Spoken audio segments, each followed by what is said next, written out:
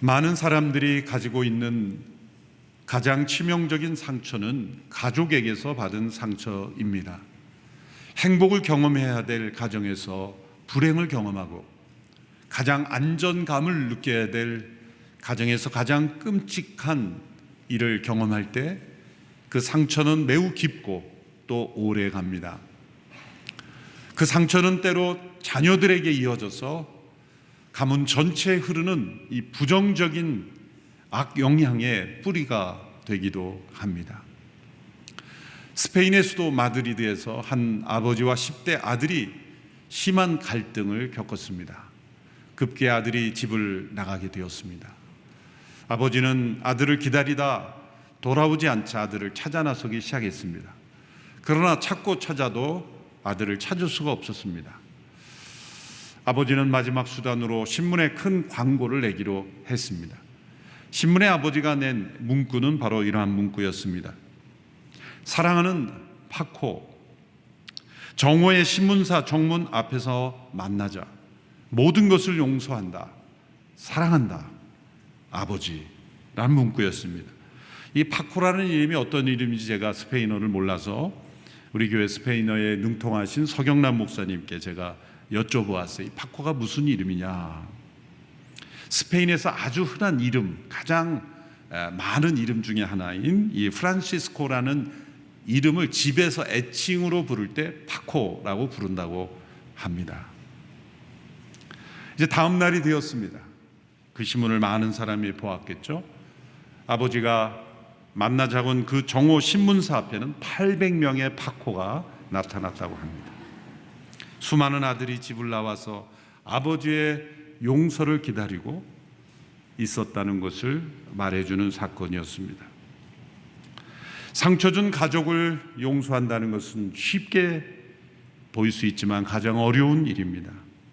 그러나 그 일을 행함으로 예수 그리스도의 은혜와 그 믿음의 축복이 무엇인지를 잘 보여준 사람이 요셉입니다.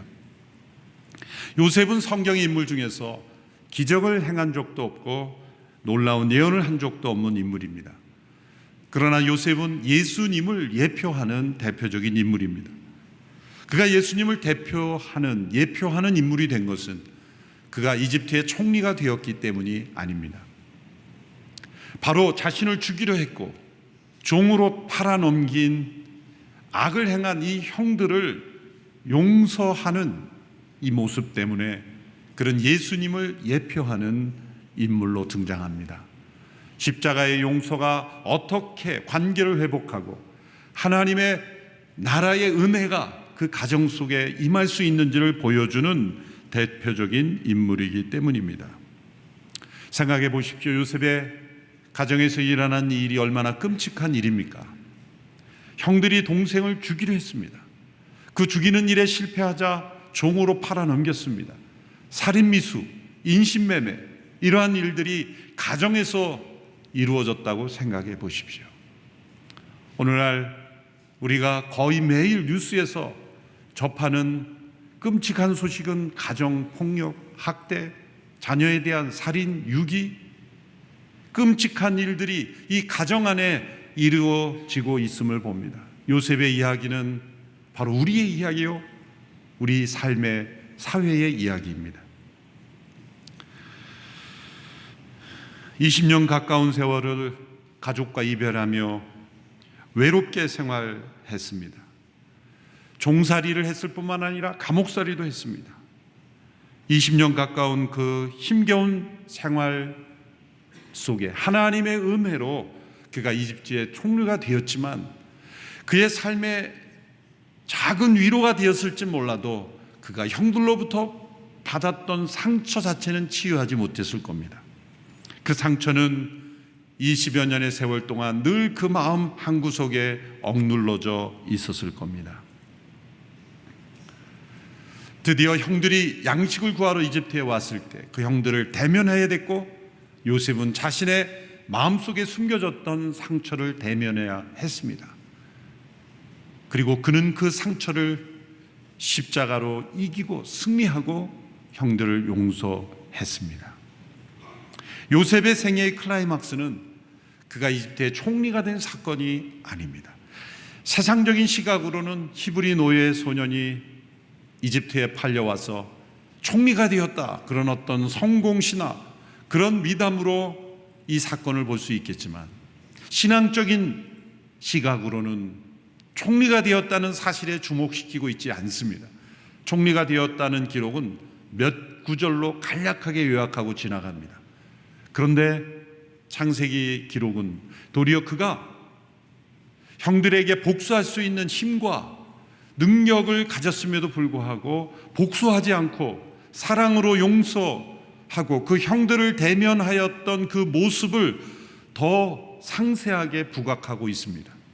몇 장에 걸쳐서 그 형들을 만나는 과정, 그 형들을 용서하는 장면, 또 눈물을 어떻게 흘렸는지까지 상세하게 기록한 것은 바로 이 장면이 더 중요한 장면이라고 우리에게 알려주고 계신 것입니다.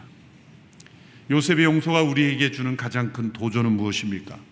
그 대상이 바로 상처를 준 가족이라는 것입니다.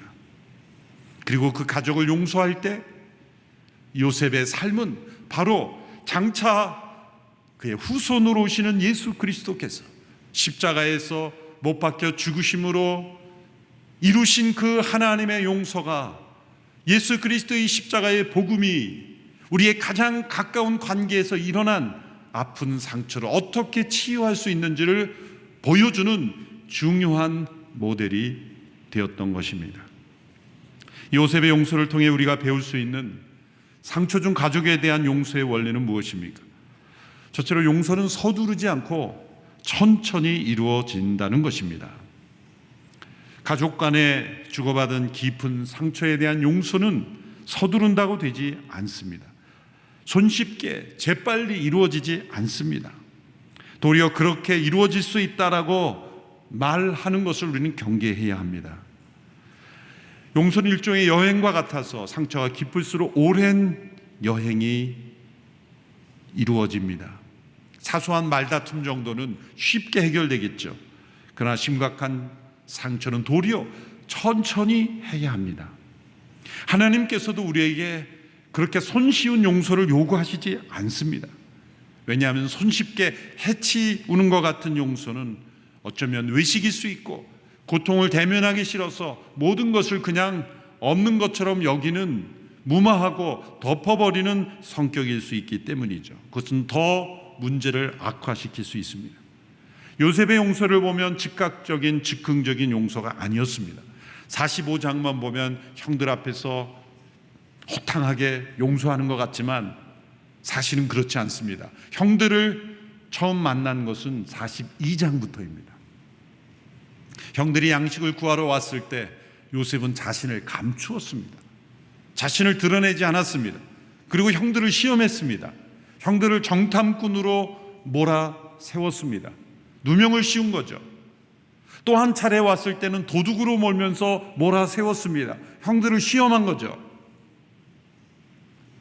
아니, 어쩌면 형들을 처음 만난 이미 이전에도, 그가 총리가 된 직후에도 그는 가족에 대한 수소문을 해서 형들을 찾아 복수할 수 있는 힘과 권력을 가진 사람이었습니다.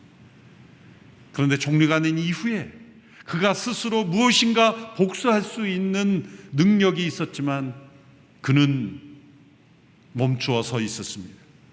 형들을 만났을 때도 섣불리 형들을 만나자마자 내가 형들을 용서합니다라고 선언하지 않았습니다. 오히려 형들이 양식을 구하러 2번 오는 이 기간 동안 형들을 2차례 시험하며 시간을 가졌습니다. 왜일까요? 자신에게 시간이 필요했던 겁니다. 자기 자신에게 이 모든 상황 속에서 형들을 어떻게 대해야 될지, 자신이 어떤 결정을 내리는 것이 하나님 앞에 합당한 것인지를 기도하며 고민하며 살피는 시간을 가졌다는 거예요. 천천히 이루어진 거예요.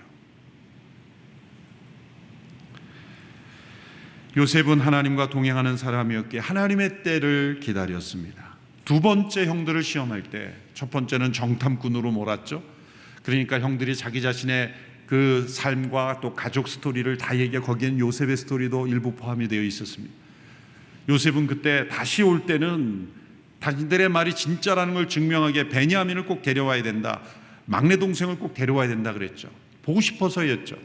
두 번째 올 때는 아버지를 설득해서 베냐민을 데려옵니다. 그때 요셉은 베냐민의 가방에 자신의 은잔을 넣어 도둑으로 누명을 씌웁니다. 베냐민을 붙잡아 두려 했죠. 거기까지만 보면 요셉은 형들과 어떤 관계를 회복해서 모두 그 땅에 살도록 하려는 의지가 없어 보입니다. 베냐민만 머무르게 하려는 그런 의도가 보이기 때문이죠. 그런데 그때 형 유다라는 형이 등장합니다. 그래서 베냐민이 쓴 그 누명을 자신이 쓰겠다고 작정합니다. 그리고 요청합니다. 제가 이 베냐민 대신 애굽에 남겠습니다. 제가 대신 종이 되어 처벌을 받고 어떤 고난도 받겠습니다. 제발 아버지가 사랑하는 아들인 이 베냐민을 놓아주시고 제가 대신 그 벌을 받게 해달라고 간청합니다. 근데 유다가 누구입니까? 요셉을 종으로 팔자고 제안한 장본인이에요. 요셉은 그것을 기억하고 있었을 겁니다. 바로 그 요셉을 팔아넘기자고 했던 유다가 이제 베냐민을 보호하고 대신 벌을 받겠다고 간청하는 모습을 보면서 저는 이 요셉이 무엇인가 하나님께서 은혜로 이 모든 상황에 함께 하심을 발견했을 겁니다. 저는 이것을 은혜의 마중물이라 표현하고 싶어요. 요셉이 자신의 힘으로 선천적으로 용서가 잘 되는 사람이라서 이렇게 용서가 이루어졌을까요? 요셉은 어쩌면 주저했을지도 몰라요. 형들하고는 관계없이 그냥 이렇게 계속 살아가고 싶은 마음이 있었을지도 모릅니다. 그런데 하나님께서는 요셉으로 하여금 과거에 머물러 있지 않고 그가 새로운 삶으로 나아가도록 이끄셨고, 성령님께서 그의 마음을 움직이셔서 형들을 용서할 수 있는 자리로 이끄시는데 그 결정적으로 하나님께 사용하신 것이 유다였어요. 자신을 종으로 팔자고 제안한 유다가 베냐민을 보호하는 모습을 보면서 사람은 변화될 수 있구나, 하나님이 함께 하시고 역사하시면 달라질 수 있겠구나, 어떤 가능성을 보았을 것입니다. 물론 상대방이 변화된 가능성이 보여야만 용서하는 것이다라는 것은 아니에요. 그러나 요셉에게 있었던 그 억눌렸던 마음과 또 풀리지 않았던 그의 감정, 형들에게 쌓였던 그 미움, 모든 것이 터져나오는 바로 그 순간 계기가 되었던 것이 바로 유다의 간청이었죠. 이처럼 하나님이 은혜로 우리의 마음을 만져주시고 또 성령님께서 역사해 주셔서 내 힘과 능력으로 되지 않는 것들을 어떤 하나님께서 은혜의 마중물을 부어주셔서 우리로 하여금 그 용서의 길로 걸어가도록 하시는 그 역사가 우리에게 있다는 거예요. 그래서 그때를 기다리며 우리는 서두르지 않고 그 용서를 향하여 나아가는 여행을 해야 된다는 겁니다. 너무 오래 기다리는 것도 위험합니다. 지나치게 빨리 서두르는 것도 위험하지만 지나치게 오래 머뭇거리며 기다리는 것은 더 위험합니다. 왜냐하면 처음에는 미움과 분노가 내 감정 속에 그냥 한 마음의 창고에 있는 것이지만 오래되면 그것이 나의 인격이 되고 사실 DNA가 되는 거예요. 내 유전인자가 되는 거예요. 미움과 분노가 내 DNA가 된다는 것이 얼마나 무섭습니까? 그것이 우리의 자녀들에게 전달되는 것이 얼마나 무섭습니까? 그러므로 이 모든 것을 용서로 털어내는 그 시간, 그 순간을 바라보면서 우리는 용서를 향한 여행을 해야 하는 거예요. 서두르지 않지만 그러나 언젠가 하나님의 때에 이루어져야 될 그 때를 바라보며 우리는 그 여행을 해야 하는 것입니다. 그 시기를 다른 사람이 예측해 줄 수는 없어요. 알려줄 수는 없습니다. 그러나 하나님과 동행하는 사람이라면 하나님께서 그 때를 알려주실 것입니다. 둘째로 용서는 의무가 아니라 선물입니다. 요셉은 의무감으로 용서하지 않았습니다. 결코 의무감으로 할 수 없는 것이 용서입니다. 요셉이 이러한 용서를 한 것은 그것이 자기 자신에게도 가장 좋은 선물이라는 것을 깨달았기 때문이에요. 그가 종으로 팔려온 그 순간부터 형들에 대한 미움과 분노가 얼마나 쌓여 있었겠습니까? 어쩌면 한순간도 잊어본 적이 없는 형들의 악행이었을 겁니다. 그런데 오랫동안 미움과 분노를 마음속에 가두고 살아본 분은 아실 겁니다. 그것이 얼마나 자기 자신의 인생을 해치는지, 자기의 삶을 얼마나 어둡게 하는지 그것을 체험했을 겁니다. 물리적으로 복수를 행해도 문제가 되고, 또 행하지 않아도 내 마음과 생각 속에 그 미움과 분노가 가득 차 있다면 결국 내 안에 머무르는 거예요. 요셉이 지난 세월 동안 형들에 대한 미움과 분노가 마음속에 가득 차 있을 때 그것이 나 자신을 얼마나 어둡게 하고 무력하게 하고, 그리고 나의 삶의 축복을 앗아가는지 요셉은 뼈저리게 느끼고 있었을 겁니다. 결국 이 요셉은 형들을 용서하는 것이 자신에게 줄 수 있는 최고의 선물이라는 것을 깨달았을 겁니다. 이 용서를 오랫동안 연구하신 이 플러신학교에 돌아가셨지만 루이스 스미디즈라는 교수님이 계십니다. 그분은 용서를 하나님께서 발명하신 선물이다, 그렇게 정의를 내리고 이런 말을 했습니다. 하나님이 용서하신다는 것은 하나님 당신 자신에 대한 치료책이기도 하다. 누가복음 15장에서 둘째 아들이 아버지의 유산을 요구하여 집을 나갔습니다. 당시 히브리 문화에서 살아계신 아버지의 유산을 요구하여 집을 나간다는 것은 단지 돈의 문제가 아닙니다. 방탕한 삶을 살았다는 문제도 더 중요한 것이 아닙니다. 가장 중요한 것은 그러한 요구를 하고 집을 나간다는 것은 아버지를 죽은 자로 여기는, 아버지를 죽이는 것과 같은 죄를 짓는 것이었습니다. 아들이 집을 나간 이후에 아버지는 하루도 마음 편한 적이 없을 겁니다. 마음속에 솟아나는 아들에 대한 분노가 매일매일 그를 괴롭혔을 겁니다. 그런데 이 아버지는 아들을 변화시킬 능력이 없어요. 아들을 찾아다녀도 발견할 수 없어요. 아들을 치유할 능력이 없어요. 그런데 아버지가 할 수 있는 유일한 능력은 그 아들을 용서하는 거예요. 그는 자기 스스로 할 수 있는 거잖아요. 아들이 돌아오지 않아도 아버지가 할 수 있는 유일한 해결책, 자신에 대한 치료책은 자신을 버린 그 아들을 용서하는 거예요. 우리는 이 화해와 용서를 하나로 보는 오해를 종종 합니다. 여러분, 용서가 이루어져도 화해는 이루어지지 않을 수 있어요. 화해는 상호간에 상대편에서도 깨달음이 있고 뉘우침이 있어야 화해가 되는 거예요. 그런데 용서는 일방적인 거죠. 상대방이 변화되지 않아도 내 편에서 할 수 있는 것이 용서예요. 그러므로 용서는 1차적으로 자기 자신에게 주는 선물인 거예요. 내가 용서하면 가해자가 축복된 삶을 살 것 같은 그 마음의 분노 때문에 용서할 수 없다고 하죠. 용서할 수 없는 마음에 감옥에 갇힌 인생을 사는 것은 가해자가 아니라 피해자 자신인 거예요. 그러므로 용서는 피해를 입은 편에서 자기를 사랑하고 또 자기 자신에게 줄 수 있는 최고의 선물인 겁니다. 용서를 통해 자유롭게 되는 최초의 자유자는 자기 자신인 거예요. 그러므로 요셉은 용서를 선택한 겁니다. 더 나아가 이 용서는 복음의 능력을 체험하는 하나님의 선물입니다. 우리가 용서한 만큼 우리는 하나님의 용서를 체험합니다. 하나님의 용서는 이미 그리스도의 십자가 안에서 주어져 있어요.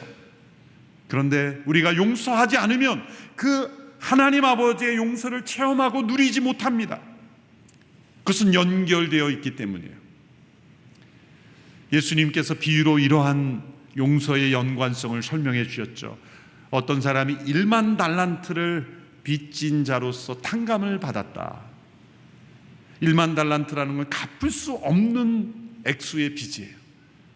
자신이 평생 노력해도 갚을 수 없는 빚을 탕감받은 사람이 있는데, 그 사람이 100데나리온, 갚을 수 있는 빚을 진 누군가를 탕감해 주지 않았다는 거예요. 그리고 처벌했다는 거예요. 자신은 갚을 수 없는 빚을 탕감받았음에도 갚을 수 있는 빚을 진 자를 탕감해 주지 않고 왜 처벌했는가? 그것은 두 가지가 연결되어 있는 거예요. 이 사람은 자신이 갚을 수 없는 빚을 탕감받았다는 것을 믿지 않고 그것을 누리지 않았다는 거예요. 자신이 만일 100데나리온의 빚진 자를 탕감해 주었다면 자신이 얼마나 값진 용서를 받았다는 것을 날마다 누리며 체험하며 살았을 거예요. 예수님께서 이렇게 말씀하셨습니다. 너희가 각각 마음으로부터 형제를 용서하지 아니하면 아버지께서도 너희에게 이와 같이 하시리라. 이 말씀은 하나님의 용서의 조건이 우리가 다른 사람을 용서하는 것이라는 뜻이 아니라 그리스도 안에서 이미 주어진 하나님의 용서를 우리가 체험하지 못하는 까닭은 우리가 다른 이를 용서하고 있지 않기 때문이다. 그리고 뒤집어 말하면 다른 이를 용서한 만큼 우리는 하나님의 용서를 체험하고 누리는 것, 이것은 비례한다는 겁니다. 그러므로 우리가 용서해야 될 사람이 가족이라면 그 가족을 용서함으로써 우리는 복음의 능력을 더 크게 경험하고 하나님의 용서를 더 크게 경험하고 우리의 가정에 하나님의 복음의 능력이 나타나는 선물을 체험하게 되는 것입니다. 최고의 선물은 그만큼 대가를 요구하겠죠. 용서를 잘 하도록 타고난 사람은 아무도 없습니다. 그러나 용서가 선물임을 깨달은 사람은 그 선물을 선택할 것입니다. 요셉은 음으로 용서한 것이 아니라 이것이 가장 값진 선물임을, 자신에게 주는 최고의 선물이요 그리고 가족에게 줄 수 있는 선물임을 깨달았습니다. 셋째로, 용서는 망각이 아니라 새로운 기억을 선택하는 것입니다. 용서를 원치 않고 거부하는 많은 이유 중에 하나는 그것은 망각하는 것이 아니냐, 나쁜 일을 망각해 주는 것, 아무 일이 없던 것처럼 해주는 것 아니냐라는 생각 때문입니다. 그러나 용서는 악행을 망각하는 것이 아닙니다. 요셉이 자신을 소개할 때 뭐라 그랬습니까? 그냥 요셉입니다 라고 말하지 않고 설명을 합니다. 당신들이 종으로 팔아넘긴 요셉입니다. 그 한 문장에 형들의 악행이 분명히 기억되고 있는 거예요. 요셉은 형들의 악행을 분명히 기억하고 있었습니다. 그런데 그 악행을 망각하고 지운 것이 아니라 그는 새로운 기억을 선택한 것입니다. 어떻게 그것이 가능합니까? 형들에 대한 복수의 권리를 하나님께 내어드리는 거예요. 심판자는 하나님이십니다. 그래서 후에 야곱이, 아버지가 죽게 되자 형들이 이제 요셉이 지금까지는 아버지 때문에 참았는데 이제 우리를 해칠 것이다 그렇게 생각하여 두려워하여 엎드렸습니다. 그때 요셉이 이렇게 말하죠. 두려워하지 마십시오. 내가 하나님을 대신하겠습니까? 모든 악행에 대한 심판은 하나님이 하시는 겁니다. 요셉은 형들의 악행을 망각한 것이 아니라 기억하고 있습니다. 그러나 그 악행에 대한 심판의 권리가 나에게 있지 않고 하나님께 있다는 것을 믿은 겁니다. 하나님께 맡겨드린 겁니다. 그리고 그가 선택한 것은 무엇입니까? 새로운 기억을 창조하는 일을 선택한 겁니다. 새로운 기억이란 무엇입니까? 새로운 미래입니다. 새로운 기회입니다. 새로운 미래의 문을 여는 길을 선택했습니다. 지금 요셉이 이 상황 속에서 자신이 만일 과거에 겪은 그 악행에 대한 기억에 묶여서 복수하는 일에만 몰두했다면 새로운 미래의 문은 열리지 않았을 거예요. 그러나 요셉은 그 악행에 대한 복수는 하나님께 맡기고 새롭게 바라본 미래는 무엇입니까? 지금 자신을 통하여 온 가족이 다 생명을 구해 줄 수 있다는, 생명을 지켜줄 수 있다는 일에 하나님이 나를 사용하시려는구나, 그것을 바라본 거예요. 그리고 그것을 이렇게 적용하여 해석하죠. 요셉이 형제들에게 이렇게 말하죠. 4절 5절에서 요셉이 형제들에게 말했습니다. 제게 가까이 오십시오. 그들이 가까이 오자 요셉이 형제들에게 말했습니다. 제가 형님들이 이집트에 팔아버린 형님들의 동생 요셉입니다. 하지만 형님들이 저를 이곳에 팔았다고 해서 근심하거나 자책하지 마십시오. 이는 하나님께서 생명을 구하시려고 저를 형님들보다 먼저 여기로 보내신 것이기 때문입니다. 만일 요셉이 형들을 용서하지 않았다면 그 가문은 죽음의 물줄기에 흘러가는 가문이 되었을 거예요. 그러나 요셉은 생명의 물줄기를 붙잡은 겁니다. 과거의 기억에 묶여 무너지는 가문이 아니라 새로운 미래를 여는, 이제 온 가문이 자신을 통해 살아나는 미래의 문을 바라본 것입니다. 왜냐하면 요셉은 모든 악을 선으로 바꾸실 수 있는 그 선하신 하나님을 바라보았기 때문이에요. 우리가 용서할 수 있는 것은 어떠한 악의 행위라도 하나님은 선으로 변화시킬 수 있는 분이라는 것을 우리는 믿기 때문입니다. 그러나 악이 저절로 선으로 바뀌진 않아요. 바로 그 사이에 하나님이 반드시 사용하시는 통로가 바로 용서입니다. 십자가가 바로 그러한 통로입니다. 십자가는 바로 인류 최대의 악행이었습니다. 가장 흠이 없고 죄가 없는 완전하신 의로우신 분을 불법으로 무고하게 수치와 모욕을 당하며 최고의 고통으로 죽게 한 십자가이기에 그 십자가는 최고의 악이 등장했어요. 그러나 하나님은 그 십자가를 구원의 십자가로 바꾸셨습니다. 그 수치의 십자가를 영광의 십자가로 바꾸셨습니다. 죽음의 십자가를 생명의 십자가로 바꾸셨습니다. 어떻게 그러한 일이 일어납니까? 그 사형틀을 우리의 신앙의 심볼로 바꾸셨어요. 왜 십자가가 그렇게 박혔습니까? 십자가 위에 못 박히신 예수님의 기도 때문입니다. 아버지여 저들을 용서하소서. 그 십자가에서는 용서의 기도가 드려졌습니다. 그 십자가에 매달린 그 예수님은 화목제물로 모든 이들이 믿고 의지하고 용서하려고 하면 할 수 있는 능력이 되어주시는 제물이 되어주셨기 때문에 그 악행이 하나님의 선으로 바뀌신 거예요. 그래서 그 십자가에 죽으시고 부활하신 예수님을 믿고 그분이 안에 거하시는 모든 성도들은 바로 요셉과 같은 용서를 할 수 있는 능력의 은혜를 주신다는 거예요. 하나님께서 악을 선으로 바꾸실 때 사용하는 통로가 이 십자가의 용서이기에 우리가 가족에게서 받은 어떠한 상처가 도저히 내 마음으로는 용납할 수 없고 이해되지 않고 받아들이기 어려운 심지어 악행일지라도 부모에게 버림받은 것일지라도 그 어떤 사건일지라도 십자가의 용서를 붙잡는 사람에게는 자신이 받은 모든 악행이 변하여 하나님의 선의 통로로 바뀌게 된다는 거예요. 요셉에게는 그것이 단지 가문의 생명을 지키는 거였지만 우리가 성경 전체를 통해 볼 때는 이것은 아브라함의 언약이 요셉을 통해 이루어지는 엄청난 사건의 통로가 되는 사건이었어요. 그것은 장차 십자가를 통해 이루어진 대역전의 사건이 이루어질 수 있는 예표가 되기도 한 것입니다. 요셉은 깊은 상처를 받았지만 십자가의 용서를 통하여 자신의 가족들의 생명이 보존될 수 있는 미래의 선을 선택했습니다.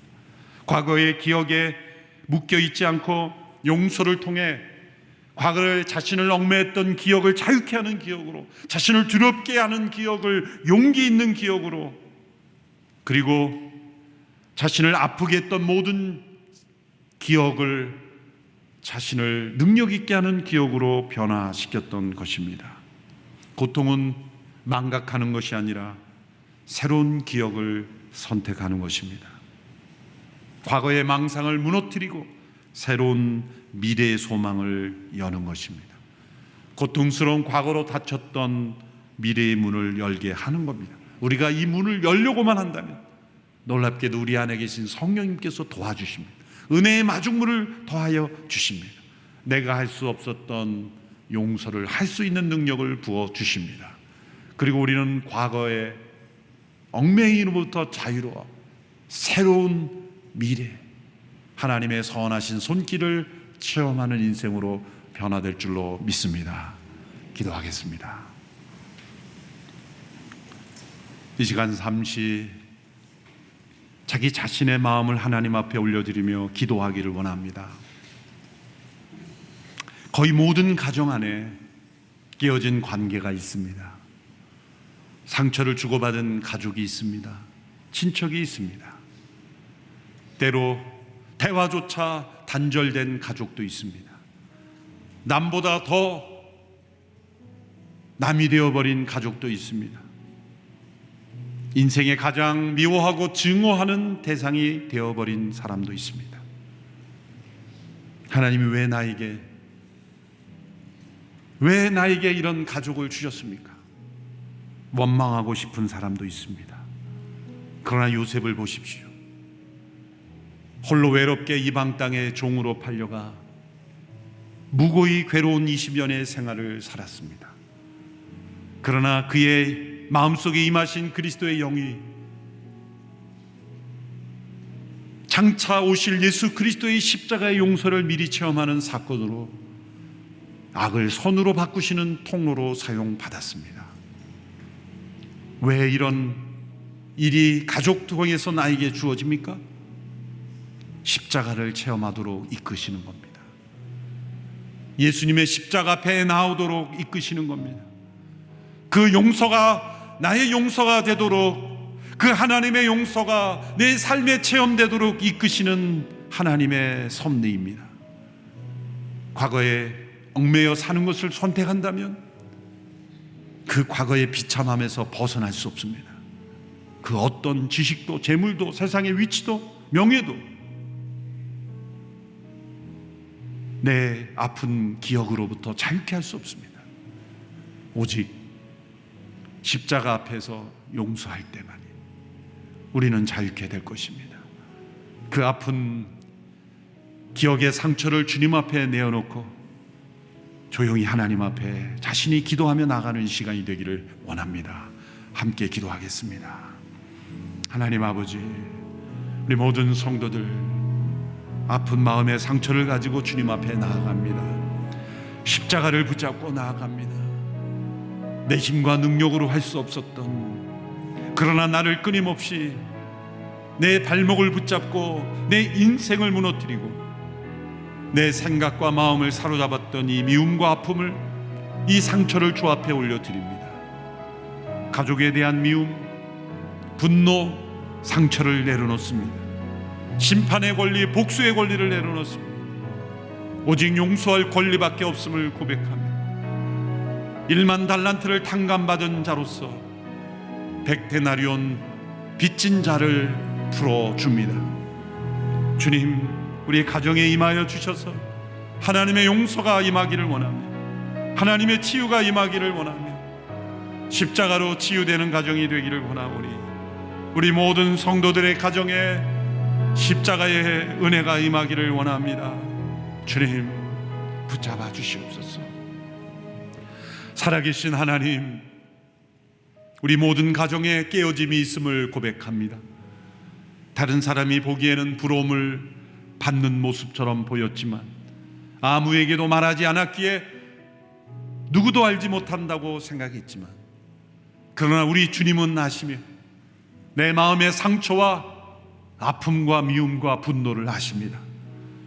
주님, 가족에게서 받은 이 아픈 상처를 주님께 올려드립니다.